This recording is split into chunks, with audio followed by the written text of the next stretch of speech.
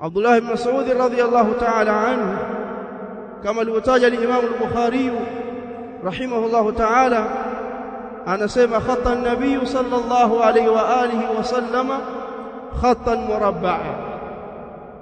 Siku moja alichora Mtume sallallahu alayhi wa alihi wa sallama mstari wa mraba wenye pembe nne. Fa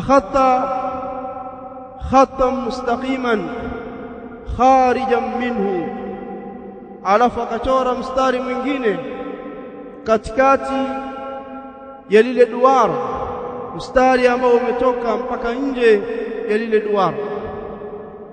Wa khatta khutatan sigharan ila hadha alladhi fi alwasat min janibihi alladhi fi alwasat, akachora vijimstari vidogo vidogo kwenye ule mstari wa ndani wa katikati, vijimstari vidogo vidogo katika ule mstari wa ndani. Faqala hadha al-insan, kisha akasema mstari wa katikati huu ndiye mwanadamu.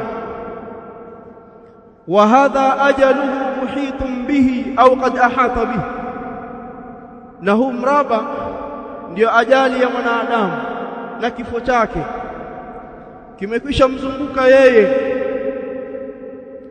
Wa hadha amaluhu, na huu mstari uliopitiliza kwenye duara, kwenye mraba, ndio matarajio yake na matumaini yake.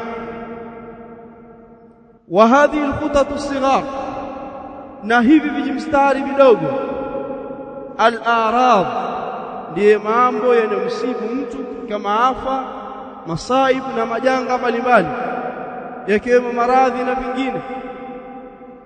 In akhtaahu hadha nahashahu hadha, yakimkosa haya yatampata haya. In akhtaahu hadha nahashahu hadha, yakimkosa haya yanampata haya.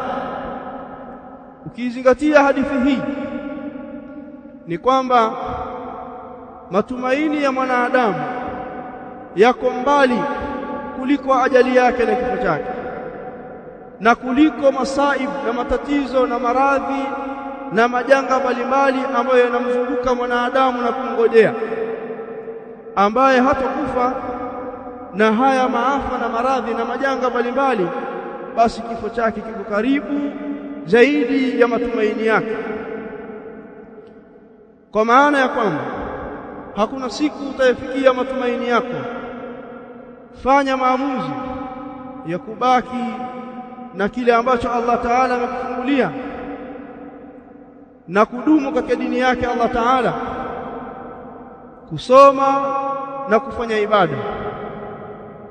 Lakini ukiendekeza matumaini, fahamu ya kwamba hautofikia matumaini. Na katika hili kuna ahadithi nyingi ambazo zinaashiria kwamba hilo ni muhali, haliwezekani kwa mwanadamu. Mwanadamu ana matarajio ya mbali na matumaini ya mbali, lakini kifo chake kiko karibu zaidi ya vile anavyotumaini yeye. Qul yatawaffakum malakul mauti alladhi wukila bikum thumma ila rabbikum turja'un.